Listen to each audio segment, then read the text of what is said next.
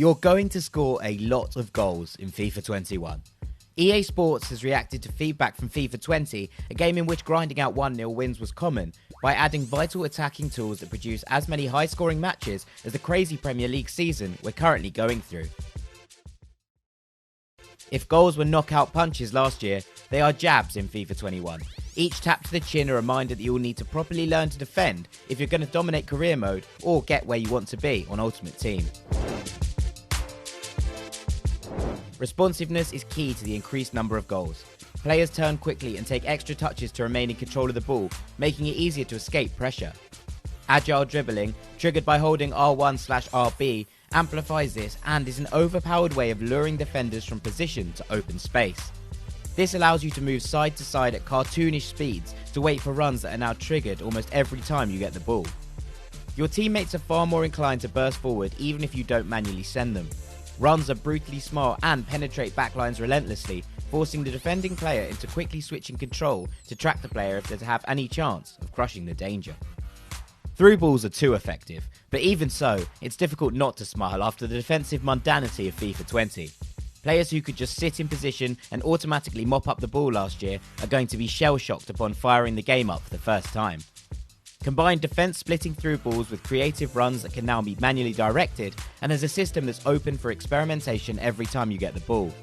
Even being able to trigger runs wide rather than homing in on goal changes the possibility of each spell in possession. It's not perfect, and there needs to be a more impactful drop in energy for players who keep sprinting forward, but, crucially, FIFA 21 challenges players to take responsibility in defence. You will lose more games, especially online, and you will get frustrated. A change in tack makes all the difference though.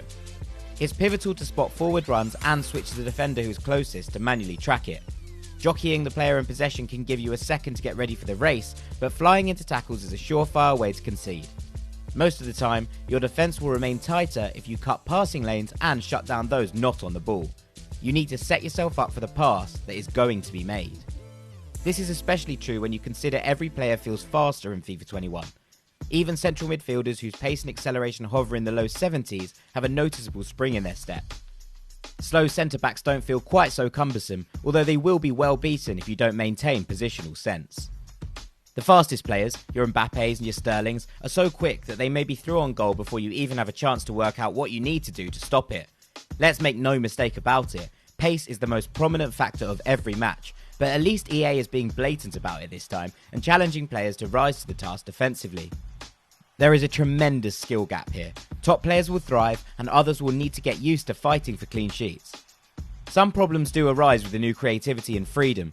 Goalkeepers are practically useless in every scenario, resulting in unrealistic scorelines like 6-1 and 7-2 because they simply don't save one-on-ones. If they do pull off the stop, the ball is likely to fall to the feet of the nearest striker for a simple tap-in.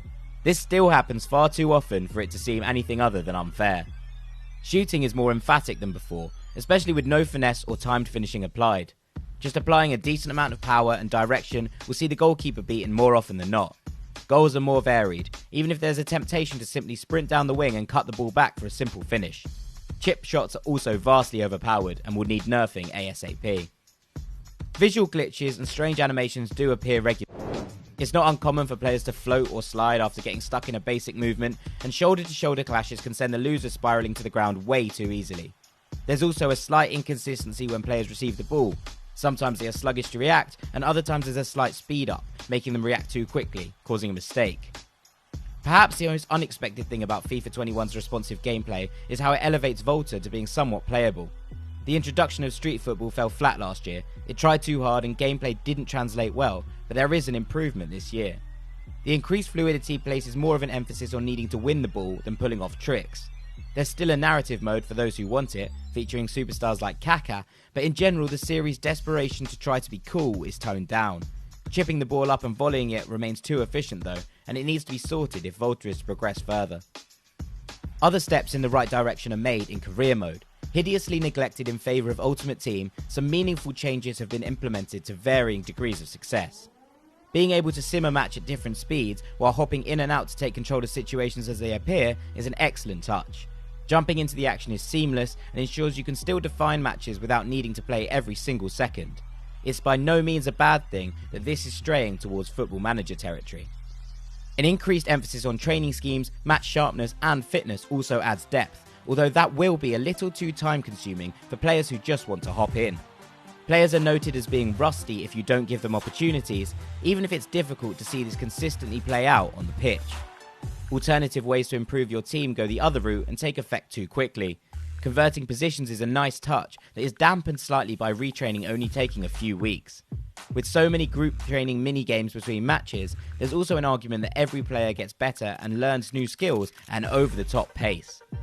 Away from squad improvements, you'll now receive player plus cash deals from other teams for your stars.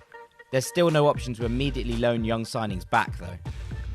Transfer negotiations on the whole remain unrealistic, such as Barcelona making an offer for Donny van de Beek a week after he signed for Manchester United, and there's still more attention needed to get the mode back to where it should be. If you've played career mode at all in the last decade, you'll be familiar with what it offers, albeit with a sprinkling of clever additions to add some depth and control. Ultimate Team will still take centre stage for many players. Like other areas of FIFA 21, some slight refinements make a decent impression. Getting rid of fitness cards eliminates the dull task of constantly needing to make sure your squad is fit, and FUT Co-op finally allows you to team up with your friends. It's still incredibly difficult to remain competitive with the legions of players who spend cash on the game though. Even before the full release, there are plenty of people using teams laced with icons and top tier names. It takes hours of grinding to unlock gold packs, which are still unlikely to land you a star player, so it's a frustrating experience for those who aren't willing to pay for goods. This has been the way for years, so it doesn't come as a surprise that EA isn't willing to compromise on the competitive mode that leads to huge cash for the company. By now, it's likely most FIFA players know where they stand with every game mode. Changes throughout are smart and do improve the overall experience, even if alterations to the on-pitch action take the headlines. FIFA 21 is an arcade game. Matches are dramatic, back-and-forth affairs that prioritise goals over anything else. Player likenesses, badges and real-world overlays shouldn't hide the fact that this isn't a simulation. That's fine. For the first time in a while, FIFA has the ability to make you smile, to be creative and to score goals using your football IQ. Defending is tough, but now there's something to learn and improve at. It's absolutely vital EA continues down this path and doesn't patch out the difficult aspects of the game to appease players who are struggling. Too often FIFA is dumbed down just days after release because gamers aren't using the new systems in play. Getting excited about the annual release and then it falling to pieces has defined FIFA's current gen performance. There's genuinely hints of a better future here. However, like Manchester United under Ole Gunnar Solskjaer, you can file it under fun and cautiously optimistic with the note that it is likely to crumble at some point during the season.